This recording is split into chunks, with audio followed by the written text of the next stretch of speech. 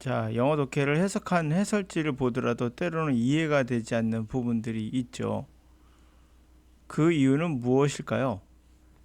그것은 단어의 본질을 벗어나서 해석해서 그래요. 단어의 본질은 뭔가요? 그 단어가 갖고 있는 뜻이 있고요.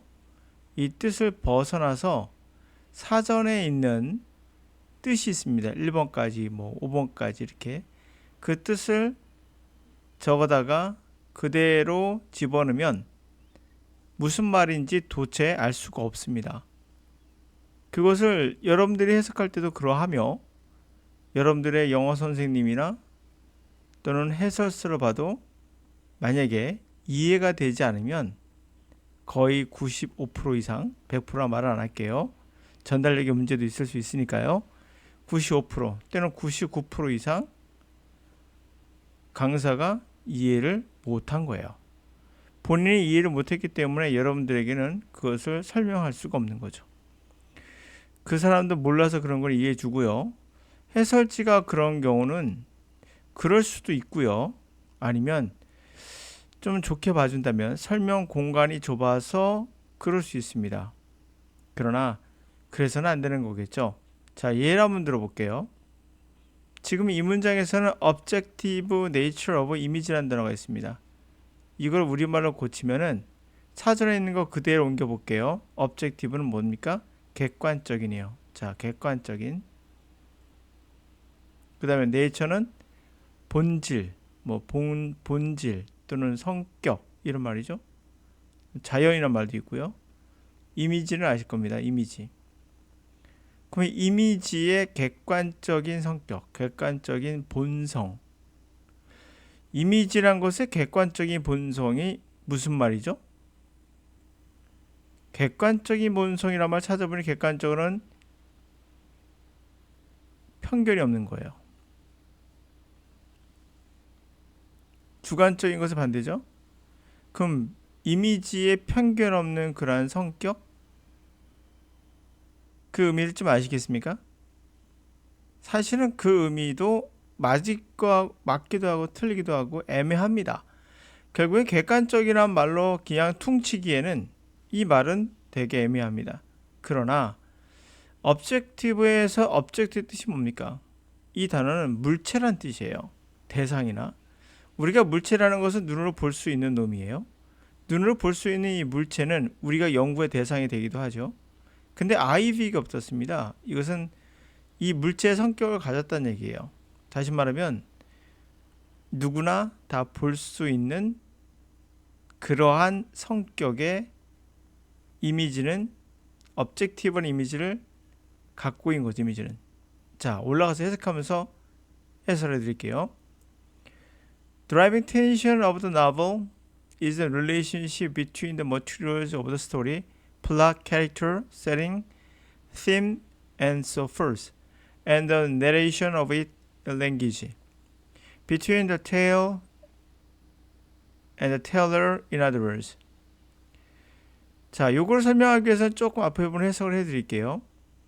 뭔가 드라이빙, 뭔가를 막 추진하는 그러한 긴장감, 소설에 몰고 가는 긴장감은 바로 어떤 관계에 있습니까? 글의 소재, 즉 구성, 캐릭터, 그리고 세팅되어 있는 배경, 주제, 기타 등등. 그리고 그것을 읽어주는 거, 언어로 읽어주죠. 다시 말하면 글의 나레이션이라고 있죠. 그리고 진술해 가고 서술해 가는, 진행하는 거. 이 둘 사이에서의 관계가 바로 그런 것이다라는 거예요. 자, 그럼 이게 좀 어려우니까 설명해 줍니다. 바로 tale, 이야기와 이게 바로 스토리겠죠? 이게 스토리고요. teller는 뭡니까? 나레이션이 되겠죠? 이야기하는 사람, 이 사이. 다시 말하면 이 사람 사이의 관계라고 볼 수 있겠죠. 자, 이제 영화로 넘어옵니다. Driving tension of a film, on the other hand, is between the materials of the story and the objective nature of image. 자, 이것은 영화에서의 이러한 몰고 가는 그런 뭔가 추진하는 강력한 그런 긴장감은 반면에 이야기의 소재, 이야기 소재는 앞에 나왔었습니다. 자, 이야기에는 소재가 있다고 했어요. 자, 비교해 보시면 이건 똑같아요. 구성 같은 거. 이야기의 구성이나 캐릭터 같은 소재가 있고, 이 소재와 여기에서는 말로 언어로 나레이션 하는 거라고 했잖아요. 근데 여기서는 그게 아니라 말이 아닌 이미지죠. 그리고 그것은 물체라 할 수 있는 objective한 물체와 같이 누구나 객관적으로 좋아요. 물체처럼 그러한 성격을 가진 이미지죠. 말로 하는 것이 아닌 누구나 다 볼 수 있는 그러한 성격의 이미지는 그러한 성격을 갖고 있죠. 그 사이에 긴장감이다. 가볼까요? It's as if the author director of the film were in continual conflict with the scene he is shooting.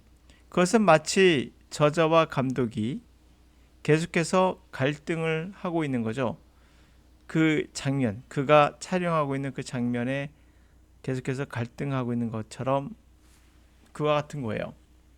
그래서 chance plays a much larger part and the end result is that the observer is free participate in the experience much more actively.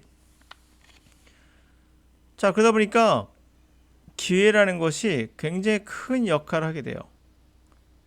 최종 결과는 이 영화를 보는 사람이 자유롭게 그 경험에 훨씬 더 적극적으로 참여할 수 있게 돼요. 페이지에 있는 글은 스토리겠죠? 소설이겠죠? 항상 같죠. 변함이 없어요. 반면에 스크린의 이미지는 누구나 볼 수 있는 objective한 성격을 갖고 있죠. 그런 객관적인 그런 누구나 볼 수 있는 그 이미지는 계속 변합니다. 보는 사람이 우리가 우리의 관심을 다른 데로 돌리는 어디로 관심을 돌리냐에 따라서 계속 바뀌죠. 영화는 이런 식으로 훨씬 더 풍요로운 경험을 하게 됩니다. 자, 여기서 objective의 뜻이 바로 보았듯이 물체적인 성격, 사진이라는 것이 있으면 자기가 어느 쪽을 보냐에 따라서 때로는 우리가 우리에 관여하는 부분이 생기죠. 근데 글은 어때요? 여기서 말한 대로 글은 항상 고정돼 있어요. 같아요. 저자가 생각이 그대로 반영이 돼 있고 저자의 생각을 벗어나서 가기엔 되게 힘들어요. 저자의 생각을 그대로 반영하고 우리가 볼 수 있는 여지는 없죠. 글은 바로 우리가 볼 수 있는 여지가 없는 그냥 나레이션, 그냥 말로 되어 있는 나레이션이에요. 그러나 영화는 스토리는 똑같은데 객관적인 그러한 이미지가 들어가 있죠. 이것은 물체와 같은 성격의 우리가 볼 수 있는 다시 말하면 저자만 보고 만든 사람만 보는 게 아니라 나도 볼 수 있고 여러분도 볼 수 있는 그런 물체적인 성격을 갖고 있거든요. 그러므로 이 단어에 항상 같지만 스크린 상에서 있는 것은 변하는 거죠. 우리가 어디에 관심을 두냐에 따라서 바뀌게 되는 거죠. 그래서 영화라는 건 스토리도 있지만 이미지로 모든 걸 다 채워줄 수 있죠. 우리가 어떻게 보냐에 따라서 달라지고요. 또 자, 이런 것을 이제 설명을 하게 되는데요. 제가 말이 좀 길어졌다는 것은 잘못하고 있는 거예요. 제가 좀 길어지면 좋지 않습니다. 길어지면 길어질수록 여러분들은 이해가 더 어려워지거든요. 다시 한번 제가 좀 간결하게 좀 설명해 드릴게요. 이야기는 똑같아요. 소재는 똑같습니다. 어차피 캐릭터가 있고 동일한 인물이 나오니까. 근데 소설 같은 경우는 말로써 이 구성을 끌고 가잖아요. 나레이션을 끌고 가잖아요.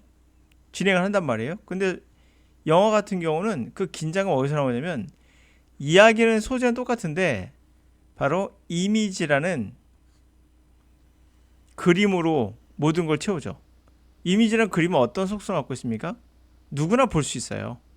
그 안에 나레이션으로 쭉 본인이 생각을 지필해 나가는 것이 아니라 그냥 사진 한 장으로 누구나 보는 사람의 각도에 따라서 달라질 수 있는 물체적인 성격을 갖고 있거든요. 이해가 되셨습니까? 네, 그래서 objective는 물체가 갖고 있는 성격에, 다시 말하면 객관적인 거죠. 제3자가 보든 4자가 보든 간에 5자가 보든 간에 다 똑같이 눈에 보이는 것 같아요. 외국 사람이 생각하기에 object란 말은 물체라는 것은 눈으로 볼 수 있고 또는 만질 수도 있는 것을 이야기하잖아요. 일반적으로. 그런 것을 우리는 뭐라고 합니까? 객관적이다 라고 하죠.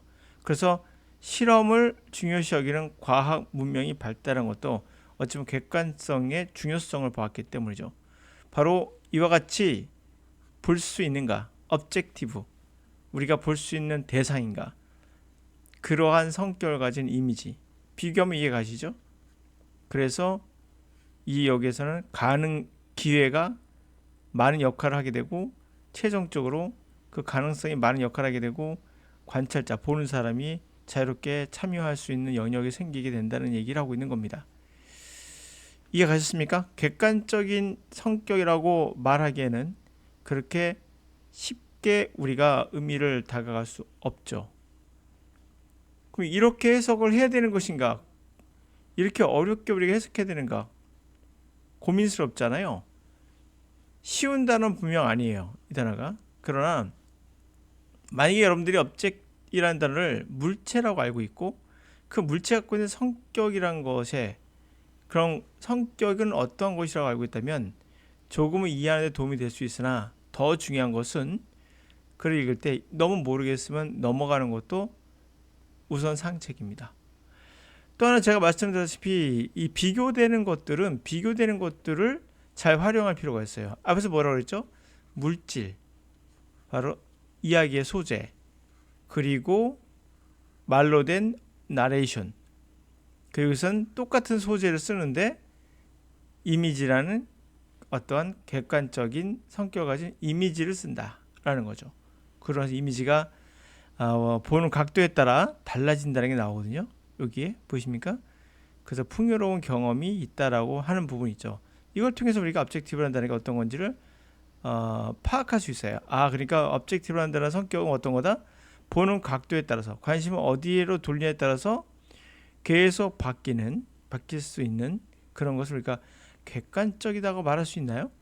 이거 보면 또 반대 성격 같잖아요. 그러니까 객관적이란 말이 되게 애매합니다. 객관적인 게 뭐죠? 객관적인 게 보는 각도에 따라 관심은 어디에 두냐에 따라 계속 바뀌면 이게 객관적인 거 맞습니까? 아니잖아요. 이거 그럼 주관적인 거 아닌가요? 애매한 선에 보이시죠? 그렇게 객관적인으로 끝낼 수 있는 말이 아니라는 얘기예요. 그래서 objective는 뭐라고요? 물체와 같은 성격을 가진 이미지란 거예요. 우리가 사진 속의 이미지를 보면 엄마, 아빠, 여러분들이 어릴 사진 있으면은 이걸 딱 보는 건 모든 사람이 똑같이 물체니까 보잖아요. 물체의 어떤 독특한 특성이 있어요. 근데 이것을 보는 각도에 따라서, 다시 말하면 사람에 따라서는 이 사진을 다르게 볼 수 있죠. 엄마를 볼 수 있고 아빠를 볼 수 있고 아이를 볼 수 있고, 엄마의 표정을 보니까 되게 즐겁겠구나, 애들 표정 보니까 되게 어두웠네, 여러 가지 어떤 그 해석이 가능하게 되죠. 그걸 보시면 이것이 무슨 말인지 이해가 되실 거라 봅니다. 그러니까 객관적이란 말은 누가 봐도 같다는 거거든요. 그럼 누가 봐도 같으면 바뀌지 말아야죠. 그렇지 않습니까? 그러니까 말이 막 엉뚱하게 흘러갈 수 있다는 거예요. 객관적이란 말 갖고는 설명할 수 없다. 이것은 물체적인 성격을 가진 이미지, 말이 아닌. 어렵군요. 그렇게 설명하지만 여러분들은 그냥 읽어나가면서 모르면 제껴라. 그리고 나서 끝내라. objective를 이제 오늘 알았으니까 이제는 적용해라. 그럼 되겠죠, 여러분들. 그렇죠?